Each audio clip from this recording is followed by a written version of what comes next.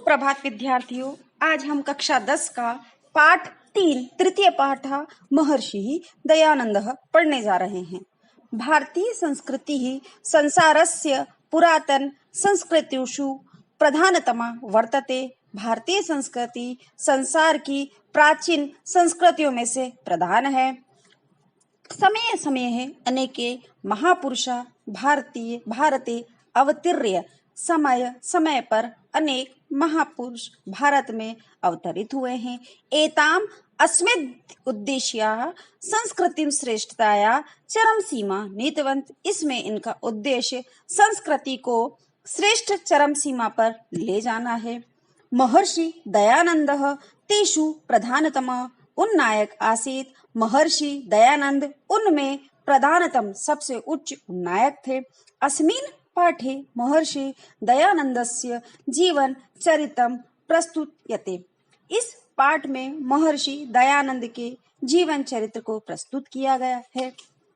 महर्षि दयानंदस्य जन्म गुर्जर प्रदेशे ब्राह्मण परिवारे फरवरी मासे 12 दिनांके चतुर्विंश प्रत्युत्तरा अष्टादशशतं तमे ईस्वीये वर्षे अभवत्। महर्षि दयानंद का जन्म गुजरात प्रदेश के ब्राह्मण परिवार में 12 फरवरी सन 1824 में हुआ था। अस्य जन्म नाम मूलशंकरः आसीत्। इनके जन्म का नाम मूलशंकर था। यदा एषा 16 वर्षीयः जाता तदा अस्य भगिनी स्वर्गं गता। जब यह 16 वर्ष के हुए तब इनकी बहन स्वर्ग को चली गई।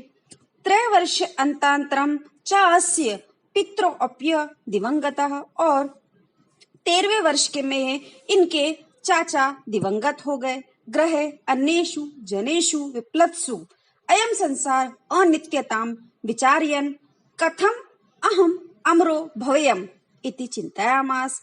घर में अन्य लोगों को रोते हुए देखकर यह संसार अनित्य है ऐसा विचार करा। हमें अमर कैसे होना चाहिए ऐसा सोचने लगे। एकस्मिन् दिने मूलशंकर सहसेव स्वगृहम् अत्यजतम्। एक दिन मूलशंकर अचानक ही अपने घर को त्याग दिया। ततो असो देशांतरं विचरन् व्याकरण वेदांतिन दिने अनेक शास्त्राणि विशेषतः योग पद्धति च अशीत।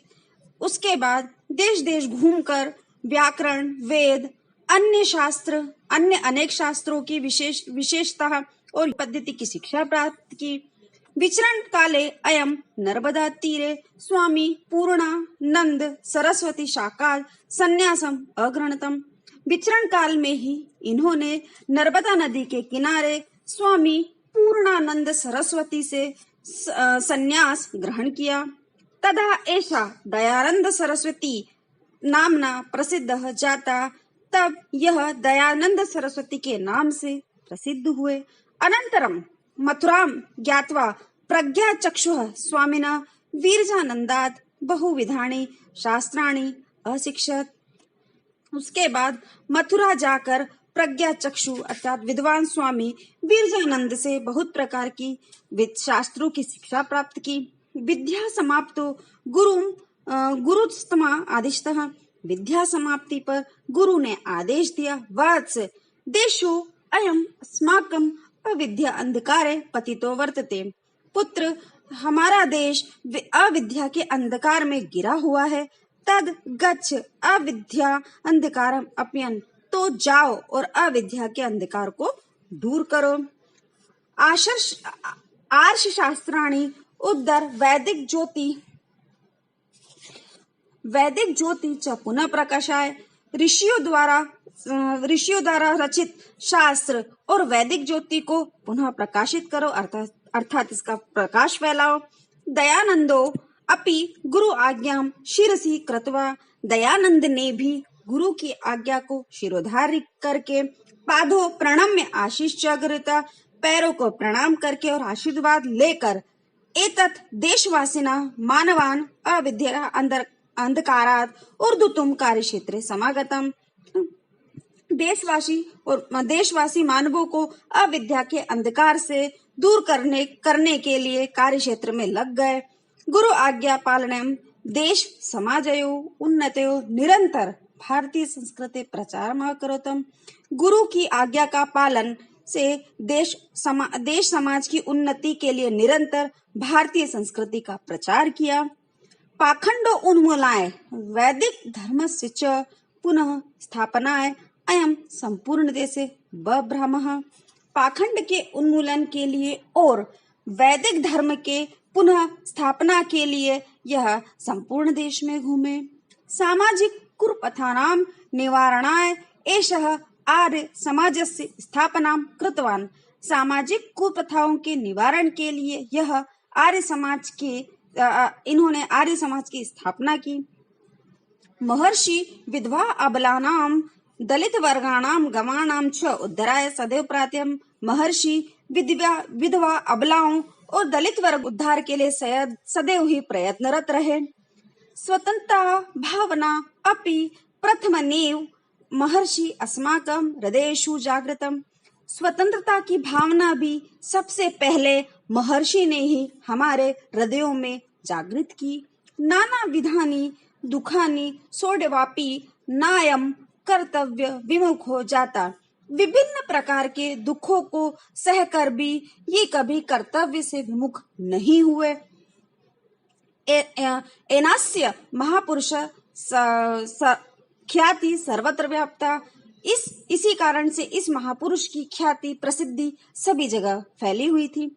अयम महापुरुषम चिरो उपदेशित वेदानां प्रचार करोतम। इस महापुरुष ने निरंतर वेदों का चिरकाल तक वेदों का प्रचार किया। एतस्य विशिष्ट संदेशः आसीत्। इनका विशेष संदेश था यत् कि जना वेदान प्रत्यागच्छेयुः। लोगों को वेदों की ओर जाना चाहिए।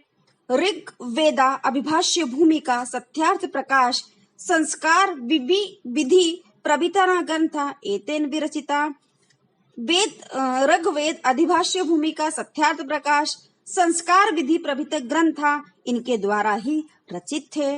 अक्टोबर मासे 30 दिनांके त्रयशुत्रु अष्टादशशततमे ईस्वीय वर्षे एषः भौतिकं शरीरं विहाय यक्ष शरीरेण मरो अभवतम्।